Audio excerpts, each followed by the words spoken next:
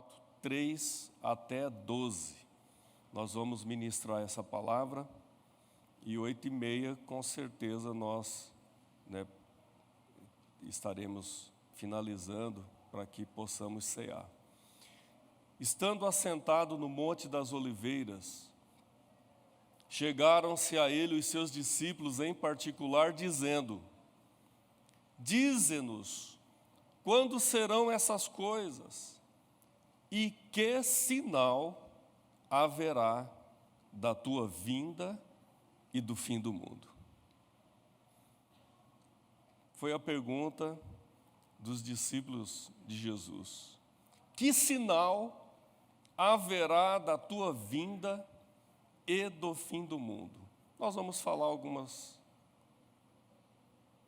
observações a respeito dos sinais da vinda de Jesus. A vinda de Jesus, amados, se dará em duas fases distintas. Duas fases distintas. A primeira diz respeito ao arrebatamento, ou seja, ao rapto. O texto diz que os seus escolhidos serão tirados à força, como se fosse um imã. Isso se refere ao arrebatamento. A primeira fase. A segunda fase diz respeito à manifestação física, pessoal de Jesus, e será acompanhado dos seus santos e também dos anjos.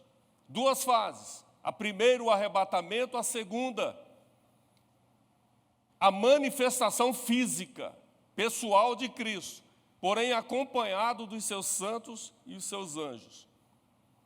Somente os fiéis, amados, vejam, os fiéis mortos e vivos ouvirão os toques divinos de chamada. Aqueles que morreram e aqueles que estiverem vivos, somente os fiéis ouvirão esse toque da chamada. Esse toque virá do céu. E nós seremos arrebatados pelo poder de Deus. Glória a Deus. Jesus não revelou o exato dia, o dia exato da sua vinda, o dia exato do arrebatamento da igreja, mas ele deixou algumas coordenadas, através das quais podemos concluir estar longe ou estar perto esse dia maravilhoso. Nós podemos sim analisar e entender se esse dia está chegando ou não.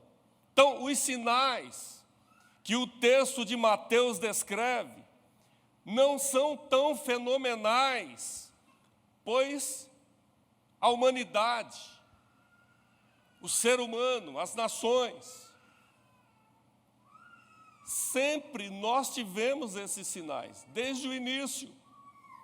Por exemplo,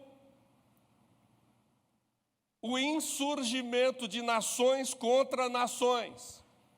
Sempre houveram guerras, rumores de guerras, terremotos, fomes e também pestes. Porém, nós precisamos considerar, e eu preciso que a multimídia coloque o verso de número 8 de Mateus 24, quando Jesus diz: mas todas essas coisas são o princípio de dores. Os irmãos poderão ler depois Mateus 3, 24, 3 a 12. Ele fala todos os sinais que precedem a volta de Cristo. E nós queremos aqui dar uma ênfase maior a esse texto. Mas todas essas coisas são o princípio de dores. No original grego, esse texto diz: todas essas coisas são o princípio das dores de parto. É diferente. a interpretação é outra. E nós queremos dar ênfase nessa interpretação, nessa versão do original grego. Todas essas coisas são o princípio das dores de parto. Então nós podemos observar que Jesus não disse sofrimentos, porque sofrimento a humanidade tem sempre. Sofrimentos. Mas ele diz aqui dores de parto. E o que acontece quando uma mulher vai dar à luz? Então nós vamos analisar essa experiência pela qual a mulher passa durante o parto. O que acontece? O pai está nervoso. Ele aguarda o primeiro filho. Tanto a mãe tanto a mulher quanto o homem começam a observar os intervalos entre as contrações dolorosas da parturiente. E o texto diz dores de parto. Que sinais? Olha, todos esses sinais, mas tem um detalhezinho aqui que nós precisamos observar. Todas essas coisas todos esses sinais são o princípio das dores de parto. Então não é a dor inicial em si que dá o sinal. Então muitos sinais estão acontecendo, mas não é a dor em si que dá o sinal, somente quando elas se tornam mais frequentes. Jesus está dizendo para os seus discípulos, não são apenas esses sinais, vocês podem observarem, mas observem se essas dores estão mais frequentes. Observem se essas dores são mais contínuas e intensas.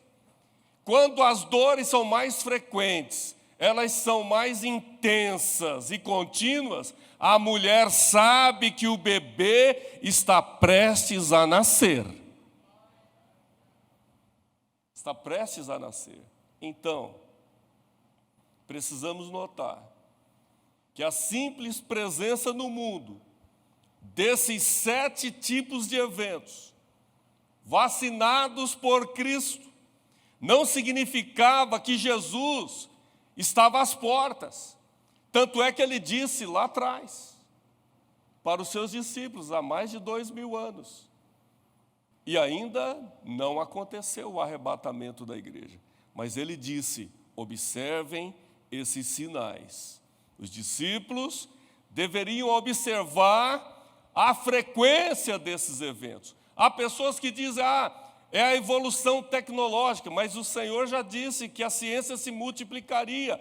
Uns falam que, olha, o carro, o avião, é isso e aquilo, sinais do céu, tudo isso nós devemos observar. Mas Jesus, aquele chama a atenção dos seus discípulos e diz, tudo isso vai acontecer, porém, eu virei quando isso for mais frequente, pela frequência desses eventos, ou seja, a proliferação de religiões falsas. Está frequente ou não está, irmãos? Religiões falsas. A intensidade, a abertura de muitas religiões falsas que estão pregando outro evangelho, não é o evangelho genuíno. Proliferação de religiões falsas, aparecimento de falsos messias, renascimento e avanço generalizado do ocultismo. Tem sido muito frequente, sinais naturais, desastres da natureza, têm sido frequentes ou não têm sido frequentes, irmãos? Sim ou não? Está muito fraco. né? Tem sido frequente, sim ou não? Sim. Precisamos observar. Outros sinais físicos. Esses sinais físicos são as guerras. Têm sido frequentes. Ameaças. Olha o caos que está esse mundo. Com a guerra da Ucrânia e a Rússia. Gera um caos, gera insegurança. Ameaças frequentes. Pestes. Para não dizer a Covid, olha, entrou a Covid e abalou o mundo inteiro, e depois ficou só na Covid, depois vem, olha, as alterações. A, B, C. São frequentes ou não são, irmãos? Sim. O que Jesus quis dizer aos seus discípulos foi exatamente isso. Observem se esses sinais estão sendo frequentes, contínuos e intensos.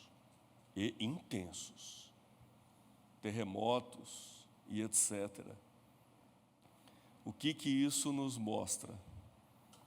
Tudo nos mostra que Cristo já volta.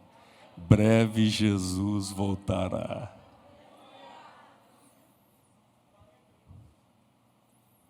Tudo isso está mostrando que Jesus voltará. Acontecerá, amados, o rapto, o arrebatamento da igreja. A segunda vinda de Cristo é mencionada 318 vezes no Novo Testamento. Por isso precisamos ter muito cuidado de interpretação, pois em um texto nos diz que Cristo virá nos ares. Jesus virá nos ares.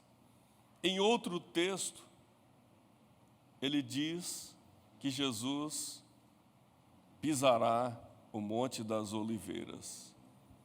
Qual é o texto? Por isso nós começamos a dizer nessa mensagem que o arrebatamento da igreja se dará em duas fases distintas. Veja o que diz Tessalonicenses capítulo 4 e o verso 17. Coloca na tela, por gentileza, para todos nós lermos juntos.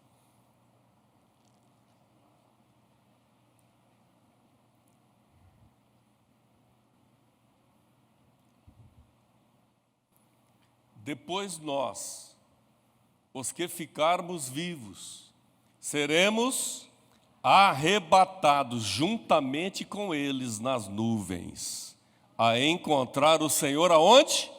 Nos ares, e assim estaremos para sempre com o Senhor. Você tem essa esperança? Glória a Deus! Encontrar o Senhor nos ares.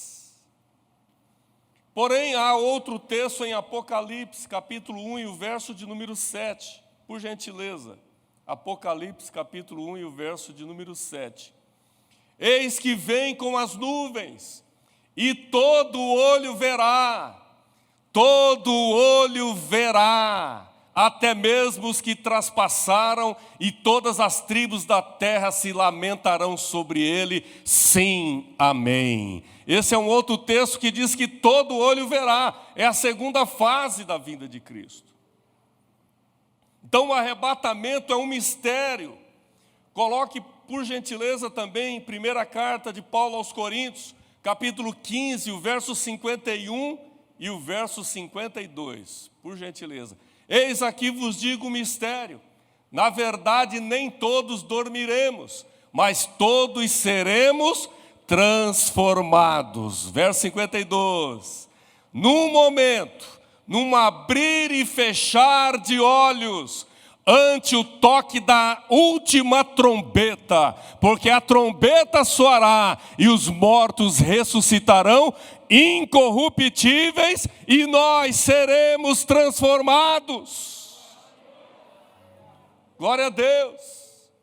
Mortos ressuscitados e nós, os que estivermos vivos, transformados. Meus amados, no céu, ouvir-se-á o brado de Jesus. Todo o céu vai ouvir o brado de Jesus. Também a voz do arcanjo e a trombeta de Deus. Observemos, irmãos, a voz, o brado de Jesus, a voz do arcanjo e a trombeta de Deus. E o que acontecerá? Os mortos em Cristo ressuscitarão, e todos os fiéis, com seus corpos glorificados, seguirão com Jesus para o céu. Você crê nisso?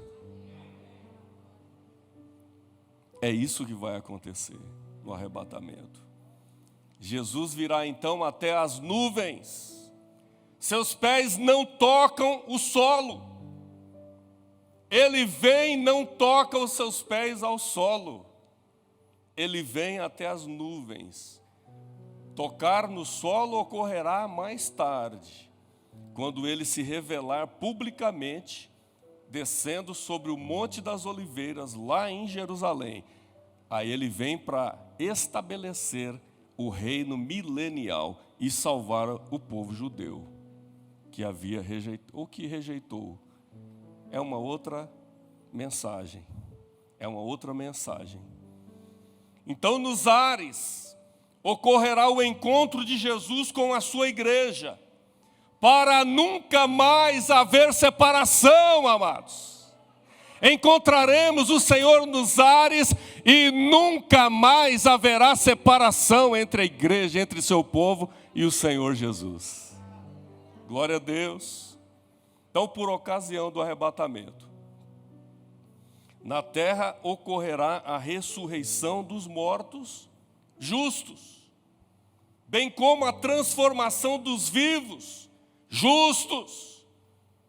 Então acontecerá um milagre duplo, e a Bíblia chama esse milagre duplo de redenção do corpo. É lindo, né, amados? A Bíblia chama esse milagre duplo do arrebatamento de redenção do corpo. Então, esse corpo mortal que se deteriora, que some após a morte, passará por uma redenção. Quando? No arrebatamento. Então a Bíblia diz que é a redenção do corpo. Você quer ver esse texto? Abra a sua Bíblia em Romanos capítulo 8 e o verso de número 23. Coloque no telão. Vamos falar um pouquinho a respeito da redenção do corpo. Esse corpo mortal, corruptível, ele se revestirá da imortalidade. Viu? E também da incorruptibilidade. Não só ela, mas nós mesmos, que temos as primícias do Espírito, também gememos em nós mesmos. Nós estamos aqui, irmãos, sofrendo,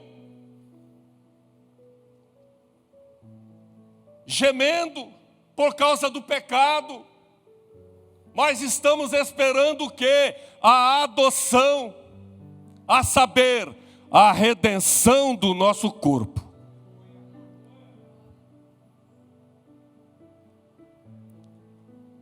Deus, com o arrebatamento da igreja, esse processo de adoção finalizará, meus filhos. Meus filhos.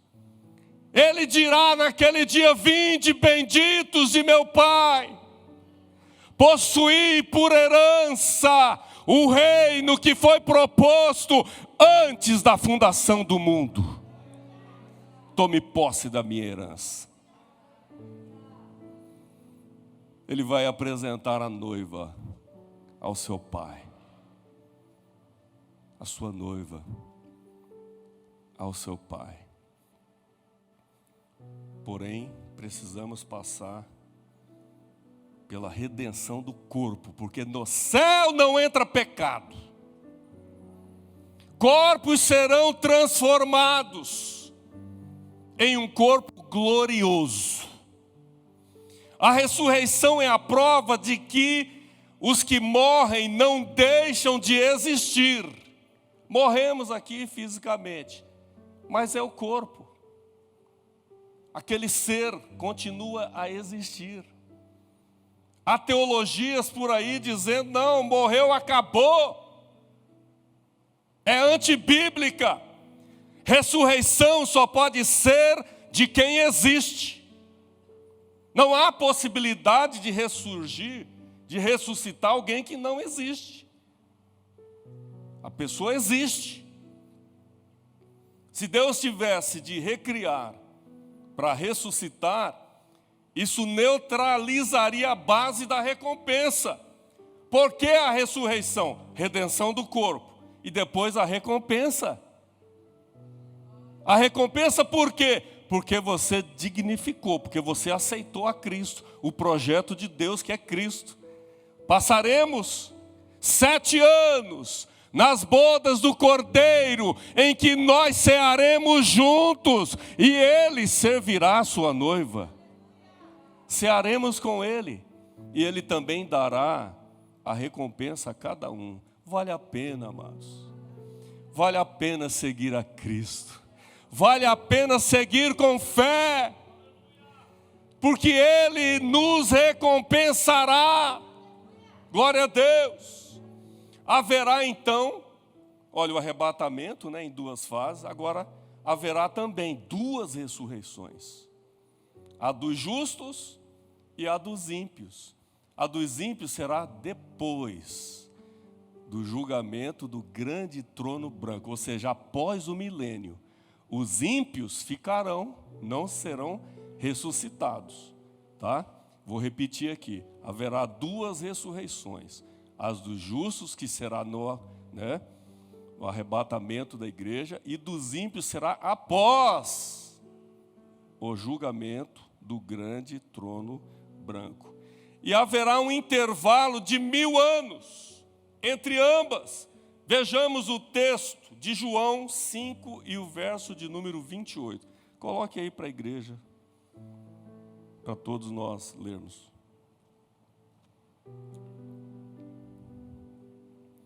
Não vos maravilheis disto, porque vem a hora.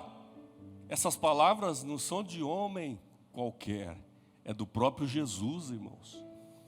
A hora vem, porque vem a hora em que todos os que estão nos sepulcros ouvirão a sua voz. Verso 29. Todos os que estão nos sepulcros, ou seja, os justos e os ímpios, porém, diferentemente, os justos no arrebatamento e os injustos lá na frente após o milênio. E os que fizeram o bem sairão para a ressurreição da vida. Bem-aventurado aquele que faz parte da primeira ressurreição. A segunda ressurreição é a ressurreição para a condenação eterna, irmãos. Precisamos estar com a nossa fé ativa sempre, para, se morrermos, participarmos da primeira ressurreição, não da segunda. Se estivermos vivos, que sejamos transformados, os nossos corpos transformados. Então, ressurreição da vida. E os que fizeram mal, para a ressurreição da condenação. Essa é a segunda morte. A primeira ressurreição abrange 3 grupos distintos. A primeira ressurreição, as primícias da primeira ressurreição, formado por Cristo e os santos que ressuscitaram por ocasião da morte de Jesus Cristo na cruz do Calvário. Mateus fala, aqueles santos que ressurgiram após a ressurreição dele. Jesus é a primícia. Depois dele vieram outros, e entraram na cidade santa. Então, isso aqui são as primícias. Primeira carta de Paulo aos Coríntios, capítulo 15, o verso de número 20. Coloque, por gentileza.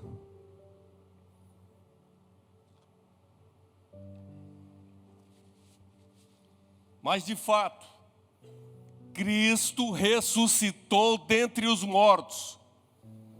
Paulo diz assim, com a consciência tranquila, né? Cristo ressuscitou dentre os mortos. Em outro texto ele diz, se Cristo não ressuscitou, seríamos os mais miseráveis dentre todos os homens. Mas Ele ressuscitou, Ele afirma, e foi feito as primícias dos que dormem. Ele foi o primeiro.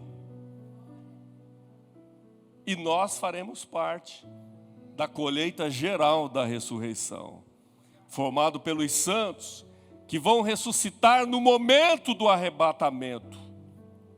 1 Tessalonicenses, capítulo 4, e o verso de número 16, coloca aí. Hoje, irmãos, é muita Bíblia, hein? Tá tudo bem aí? Tranquilo aí, irmãos? Podemos continuar? Então vamos. Não se fala mais isso, né, irmãos? Né? Mas essa é a nossa esperança. É aqui é que está a realidade mesmo das coisas. Viu?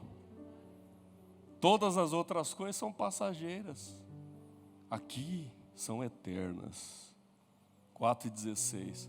Porque o mesmo Senhor, olha que maravilha, irmãos. Porque o mesmo Senhor descerá do céu com alarido e com voz de arcanjo e com a trombeta de Deus. E os que morreram em Cristo ressuscitarão primeiro. Levante a sua mão e glorifique, exalte o nome do Senhor. Glória a Deus. Então não tenha preocupação daqueles que já partiram para a eternidade com Cristo. Nos encontraremos com eles. Eles ressuscitarão, terão seus corpos transformados, corpos gloriosos, e juntos subiremos ao toque, ao soar da última trombeta, e encontraremos ao Senhor Jesus nos ares. Nos ares. Agora, irmãos, a Bíblia também fala dos rabiscos da colheita. Olha, é perigoso aí, né? Os rabiscos. Formado por gentios salvos e martirizados durante a grande tribulação. Não queira ficar aqui, viu, irmão? Viu? Ninguém queira ficar aqui no período da grande tribulação. Esses ressuscitarão também, porém logo após, ou melhor, antes do milênio. Antes do milênio, antes de ser estabelecido o milênio. Apocalipse, capítulo 20 e o verso número 4. Coloca aí, por gentileza. E vi tronos, e assentaram-se sobre eles, e foi-lhes dado o poder de julgar. E vi as almas daqueles que foram degolados pelo testemunho de Jesus e pela palavra de Deus, e que não adoraram a besta, nem a sua imagem, e não receberam o sinal em suas testas e nem em suas mãos, e viveram e reinaram com Cristo durante 1000 anos.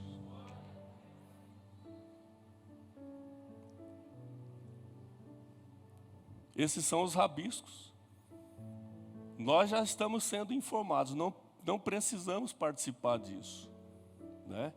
Porque a pessoa vai ter que dar a sua vida. A eficácia da palavra não existirá mais aqui nesse período. Ah, Espírito Santo me socorre. Ah, Espírito Santo me enche da tua graça, do teu poder para eu suportar isso. Não haverá mais isso. É a própria vida. Há textos bíblicos que não é o foco, nós podemos falar depois sobre a grande tribulação, que diz o seguinte, que os homens pedirão a morte e a morte fugirá deles. Os homens quererão se matar, porque a tribulação será tanta, será tamanha, que eles procurarão a morte e a morte vai fugir deles. Então é terrível, irmãos. A ressurreição é exatamente a anulação das limitações humanas. Por que ressuscitar?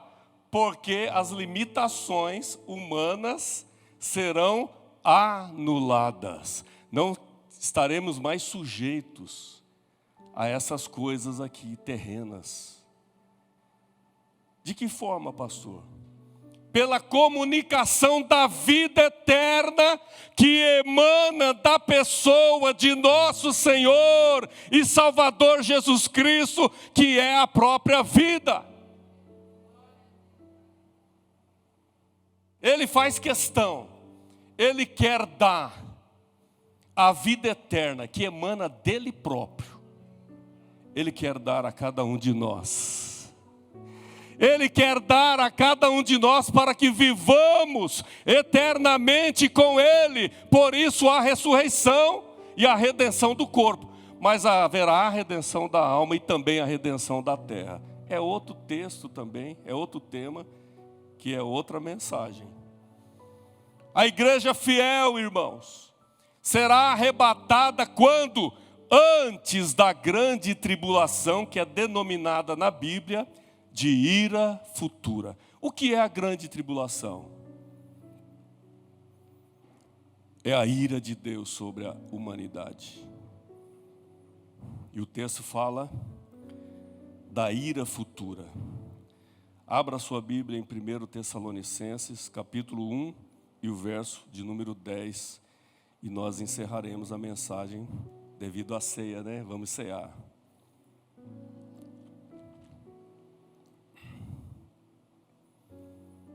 O texto fala, e você poderá, ao final dessa mensagem, glorificar e exaltar o nome do Senhor. Paulo escrevendo aos Tessalonicenses 1:10, ele diz: e esperar nos céus o seu filho. Você está esperando? Preste atenção no texto. E esperar dos céus o seu filho, a quem ressuscitou dentre os mortos, a saber, Jesus, que nos livra da ira futura. Levante a sua mão e glorifique, exalte o nome dEle. Esse é o objetivo da redenção, irmãos, da nossa salvação, é nos livrar da ira futura. Deus não quer que ninguém se perca, mas que todos cheguem ao conhecimento, cheguem à salvação, porque Ele quer livrar da ira futura, só por intermédio de Jesus, amados. Vale a pena sair da sua casa e vir aqui e renovar a sua aliança com Deus tomando a ceia? Vale a pena, irmãos, vale a pena sim. Quando você pegar esse pão, quando você pegar o cálice, você está renovando a sua aliança com Ele, dizendo: eu tenho intimidade contigo, Senhor. Ora vem, Senhor Jesus, o Deus que ressuscitou Jesus dentre os mortos e que nos livra da ira futura. Glória a Deus. Levante glorificando e exaltando o nome do Senhor. Vamos levantar. Amados, Jesus virá. Jesus virá. Nos livrará da ira futura. A ira futura não está reservada para a sua igreja. Não. Jesus virá para levar a sua igreja para si. Ele quer que nós estejamos com Ele. Eu vou dizer aqui, você glorifica, viu? Jesus virá para levar a sua igreja para si. Jesus virá para consumar a salvação dos seus. Jesus virá para glorificar os seus, para reconhecer publicamente os seus. Por isso que Ele virá. Jesus virá para prender a Satanás. Ele não terá domínio mais sobre a humanidade. Jesus virá também para recompensar os seus. Tenha certeza que Ele virá para te recompensar. Jesus virá para ser glorificado nos seus. Certa feita, glória a Deus, Paulo diz assim: você sabe qual que é a minha glória? É a salvação. É a salvação. Essa é a minha glória. Eu não me glorio, Paulo diz. Eu me glorio na cruz de Cristo. Nós aceitamos a cruz, amados. Quando nós nos batizamos, nós dissemos publicamente: estou morto para o mundo, para o pecado, e ressurgi para uma vida, a vida eterna, a vida que vale a pena, a vida que vale a pena. Jesus virá para glorificar os seus. Jesus virá para ser admirado pelos seus. Ele é muito lindo, maravilhoso, é o Deus eterno, é o Criador dos céus e da terra, é majestoso, grandioso. Os seus olhos são como chama de fogo, os seus cabelos maravilhosos. Amados, sinta a presença dEle nesta manhã. Ele será admirado. Jesus virá também para revelar mistérios que tanto nos intrigam. Ele se dará, Ele se revelará. E Ele também proporcionará a sua amada, a sua igreja, a conhecer os mistérios de Deus. Imagina, irmãos, nós brigamos aqui às vezes por causa de um carro, de uma casa, de um negocinho. Ó, isso aqui é meu, isso aqui. Aí Ele fala assim: não, mas vocês que me têm, vocês que me aceitaram, né? Paulo diz assim, que nós somos herdeiros de Deus e co-herdeiros de Cristo. Se somos herdeiros de Deus, herdaremos todas as coisas. Tudo, não só na terra, mas no universo, tudo que Deus criou, Ele vai dizer assim: é teu. Desfrute. Desfrutaremos da eternidade de todas as maravilhas e as grandezas de Deus. Pai maravilhoso, muito obrigado, Senhor. Glorificado e exaltado é o Teu nome, Senhor. Obrigado, Senhor, pelo sacrifício de Cristo ali na cruz do Calvário. Sacrifício remidor. Sacrifício que transformou as nossas vidas de dentro para fora. E agora, através do conhecimento da Tua palavra, nós temos a fé, que é o veículo que nos levará à presença eterna do Senhor. Glória a Deus! Louvado seja o Teu nome. Obrigado, Senhor, porque o Senhor levantou uma salvação tão poderosa. E o Senhor estará nos livrando desses males. E o Teu nome será glorificado. Estaremos junto com o Senhor para sempre. Abençoe a Tua amada. Abençoe esta igreja. Não apenas aqui em Campo Grande.